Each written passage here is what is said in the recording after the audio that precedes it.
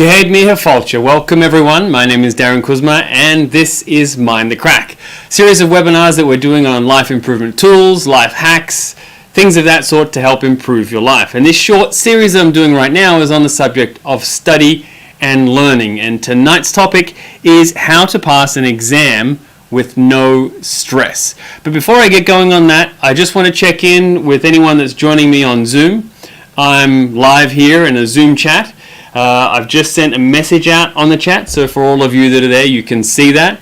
If you know how to operate Zoom, from the drop-down menus, the pop-up menus, there's a chat button. You'll also see potentially a reactions or an icons button with thumbs up and waves and different things like that. So you can go ahead and put any of that in just to acknowledge that you're joining me and you can hear me and the things that I'm saying right now. And we are doing this as a webinar format rather than just a simple video, because having a webinar means that you can interact. And I feel very strongly about the idea of learning something has to be active. And if you are participating and giving some examples, or you're reflecting on things that you used to do, because I'm going to give you some questions and ask you to participate in that way, is it looking at what you previously have done or the way you've been solving life's problems with certain pieces of information. When you get something new, you can evaluate that against what you were doing previously and see how that could be used by yourself to improve your approach to those problems. So, I also have not just myself here in the studio. I also have someone assisting me. Her name is Michelle, and she's also on Instagram and on Facebook and on YouTube. So if you're on any of those platforms following along and you would like to participate and get a comment across to myself, just put it in the comment section in any of those platforms, and Michelle, who is assisting me, will put it across into Zoom for me to see. And I can bring that up, and if there's any points to discuss, or if you have any questions, I can certainly go over those and discuss in light of the information that I'm presenting today. And just on that, the body of knowledge that I'm drawing from in the content of the study and learning is from the study technology of L. Ron Hubbard. So there is a huge amount of information in that body of knowledge, and I've chosen to pick certain points to highlight them just to give you an idea of the practicality, the genius, and the workability of the information contained in study technology. But I do urge you to go a bit further and look at getting the study tools for yourself in a bit more of an extended format beyond just some simple webinars. Okay, so further context to this webinar. So what do I have to do with passing examinations without stress, or just a subject of study and learning? Well, aside from kindergarten, primary school, high school, I also went to university for 5 years, completed a double degree there, and then continued on in postgraduate study, doing completing many professional certifications, other qualifications and things of sort, where I had to take many exams. And with the 20 or so exams each year at university, along with many other exams postgraduate, and you could also include some pretty intense ones in high school, I've probably completed near on 200 examinations. And the important thing that I want to let you know is that I didn't do all of that using the study technology of L. Ron Hubbard. I had definite good and lengthy experience in trying to approach study in many years without knowing the study tools. And then after learning the study tools, looking at how it was that I approached study and comparing that to the two gives me a very good insight in how it's not done and how it is done. So to start off, I could answer the question, how to pass an exam with no stress, by simply saying one thing, one sentence. Learn the study tools in study technology. That would be the answer, because all of the study tools that L. Ron Hubbard has put together, which were developed in parts through the 50s and the 60s, quite a long time ago, a lot of the information that you are seeing now in modern academia or research where they've said this or that, L. Ron Hubbard was actually way ahead of the curve, and he knew about a lot of things that were effective and needed to be done with regard to study even a long time ago. I'll just pull one point up potentially, is the fact and importance of study. Now, if you're studying in a course room in Scientology, which is quite a normal experience for a lot of people, it's very important to be studentable. Now, what I mean by studentable is you need to have slept. So the importance of sleep was highlighted by L. Ron Hubbard a long time ago, and it's only now that they're understanding, or let's say proving to themselves, that huge importance in sleep and how it helps you learn. Well, it's something that L. Ron Hubbard knew a long time ago. So when you read and you get the full study technology, you will realize that it is not only logical, it is not only still extremely current, up to date, even ahead of the research, so logical and genius that you will not need to look to any other fancy coping tools or motivation mechanisms or things like that to get through the study, to the struggle of study. And the end result, I would say, of learning study technology is that you will feel certain and confident that you can study any subject that you put your mind to. So that's just a short note, and that would be an overall very broad answer as a right off the bat sort of thing. But let's go into this a little bit more.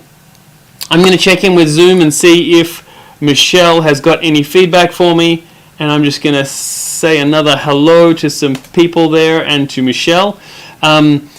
If you're following me, you want to give thumbs up or likes, go ahead, share the video. It is going live, so if you'd like anyone else to join in that you know of that's suffering with stress during exams, I'm doing this webinar now, but also did one at 1 p.m. with similar content. So if you'd like to send a link, those things are there on all of the different platforms. Okay, so let's go ahead. So I want to qualify some things. Let's look at a definition of stress. What are we really talking about here? So I'm going to go to the Oxford Dictionary. Okay.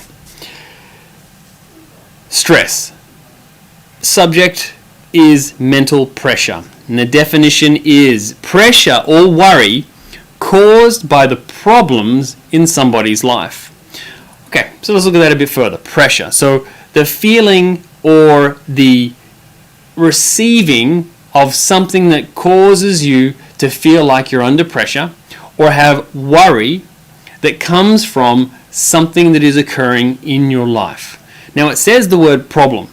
Now to clarify, a problem is a situation that doesn't have a solution.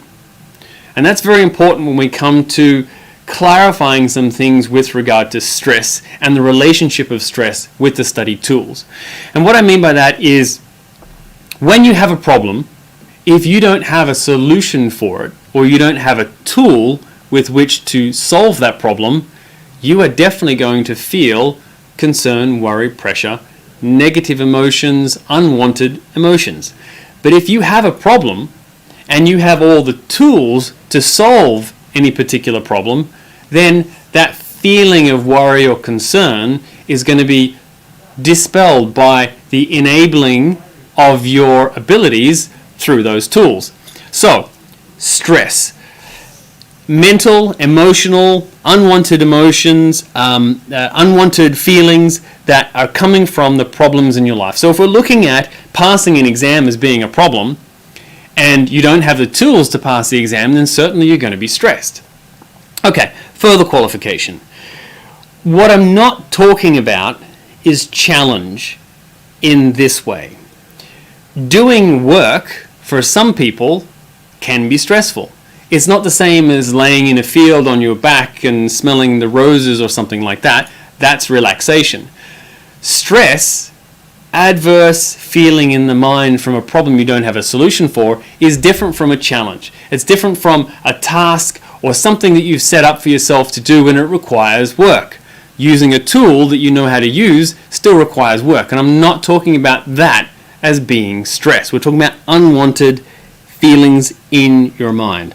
Okay, because if you're not going to challenge yourself and you're not going to exert some pressure and you're not going to do the work that is required to study, then yes, you are going to feel stress when you're actually going to the examination. And that's a very important point that I want to. You have to be able to experience stress, challenge, discipline exerted usually by yourself in order for you to achieve something. And it goes without saying, in anything in life, really, there are a lot of things that could potentially be stressful. So what I'm talking about there is you could be at school doing a spelling bee. Potentially there's stress there. But in life, you could also be wanting to ask out a boy or a girl. Be in a stressful situation where you need to communicate. Now, That itself could cause you adverse emotion and concern, but that's a slightly different sort of problem than we're dealing with in the subject of study.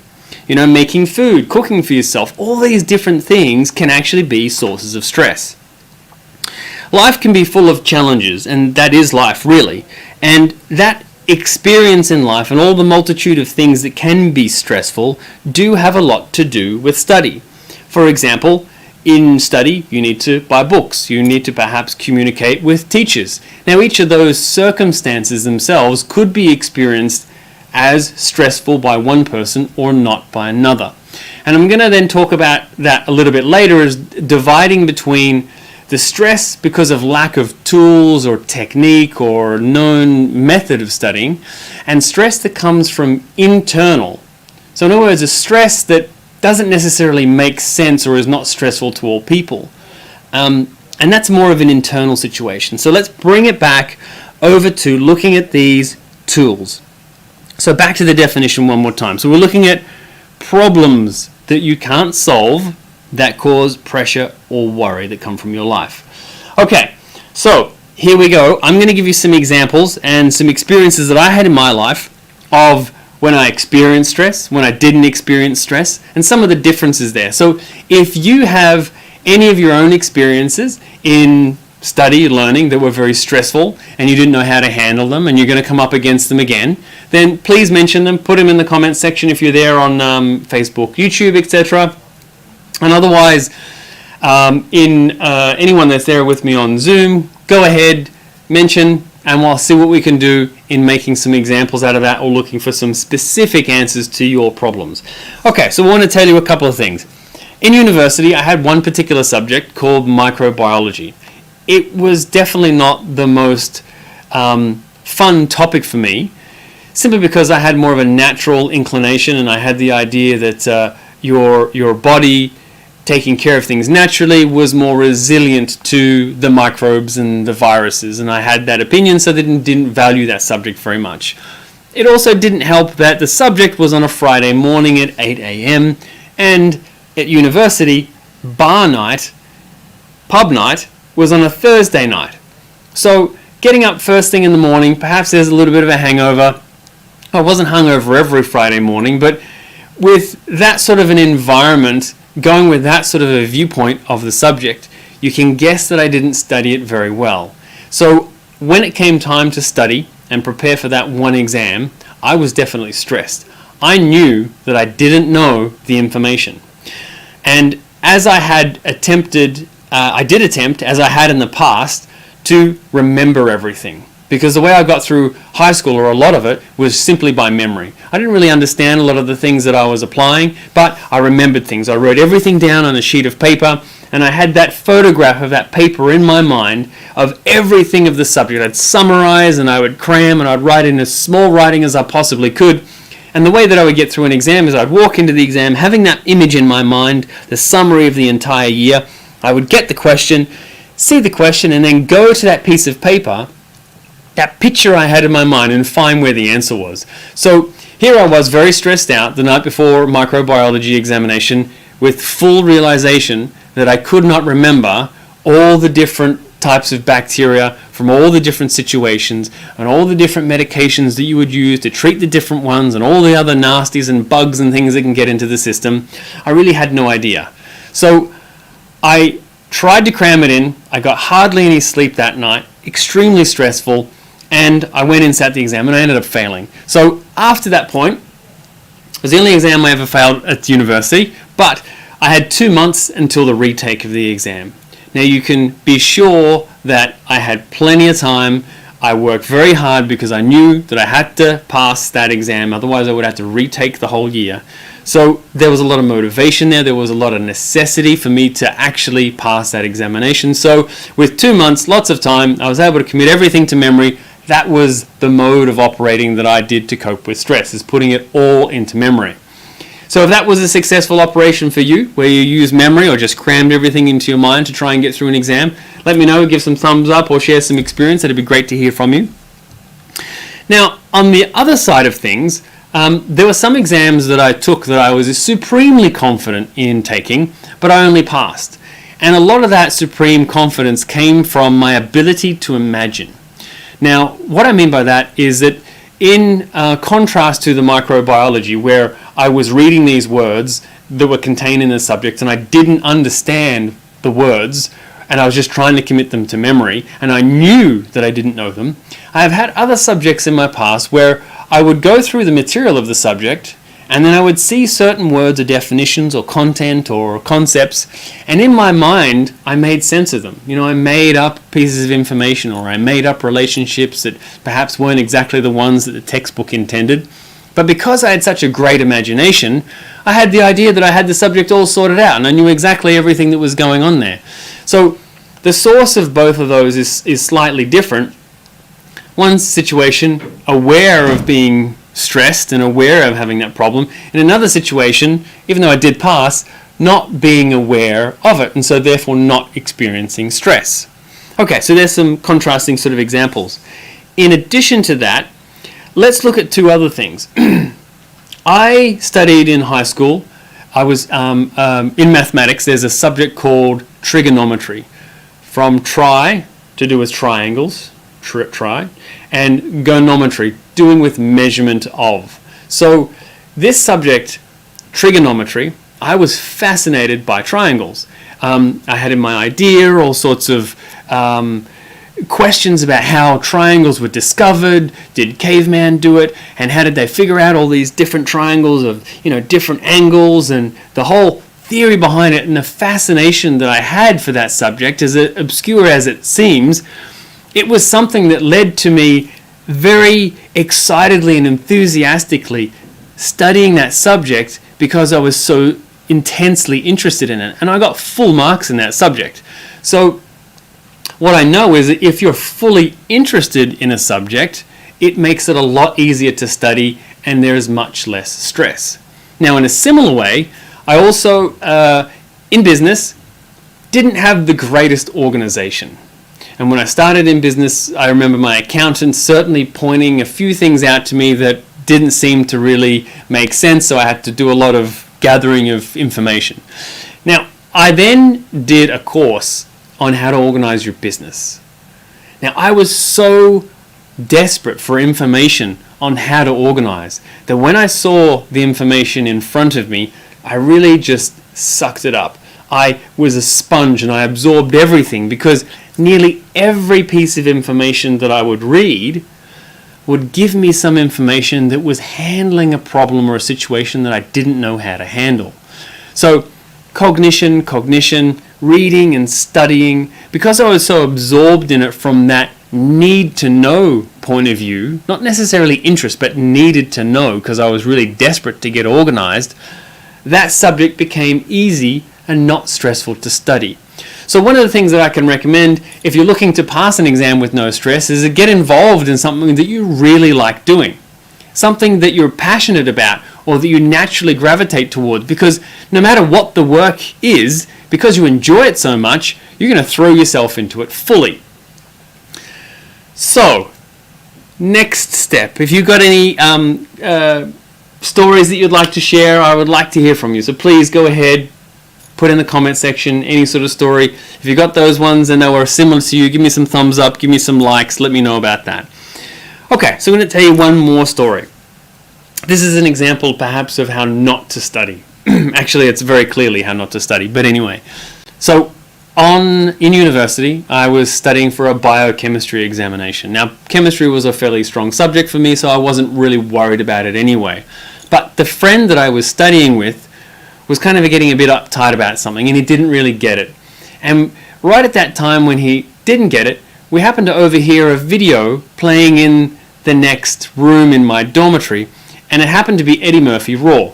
Now, I'm not sure if you've seen that, but if you have, you recall there's Eddie Murphy in this tight leather outfit, and in one particular joke sequence that he talks about, he's talking about being either married to or some sort of African lady, and he uses this word "goonie goo goo."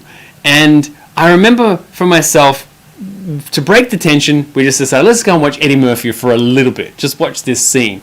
We ended up staying for like the whole hour and a half and wasting that time from our study. Now you can imagine what happened. Here we are in biochemistry, reaction